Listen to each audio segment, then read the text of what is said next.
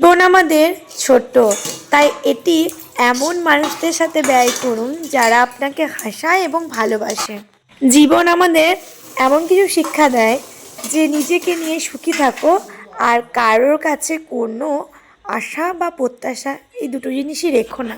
লক্ষ্যে আমাদের না পৌঁছানো পর্যন্ত কাউকে কোনো কথা না বলতে নেয়, কারণ এতে মানুষের নজর লেগে যায়। এদিকে দেখো কথা বলতে বলতে আমার চাউমিনও রেডি হয়ে গেল, আর মাকে দিয়ে আমি সেগুলো ভাগ করার জন্য বসিয়ে দিয়েছি।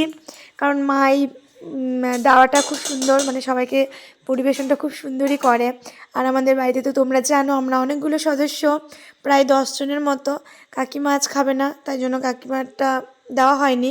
এদিকে বাবু চলে এসেছে, বাবু আর অপেক্ষা করতে পারছে না। আর এই বৃষ্টির দিনে আমি ভাবলাম একটু চাউমিন করি, কারণ ফাস্টফুড খাওয়া যা গরম ছিল, আমাদের পড়েছিল যা গরম, তো ফাস্টফুড খাওয়া তো একদমই ভালো নয়। তাই জন্য ফাস্টফুডে যতটা পারি আমি অ্যাভয়েড করি। তো তোমাদের সবার বৃষ্টির দিনে মানে কী কী খেতে মনে হয় একটু জানিও কমেন্ট বক্সে। আর আমারটা আমি ঝাল পছন্দ করি, তার জন্য আমি নিজের মতো লঙ্কা দিই।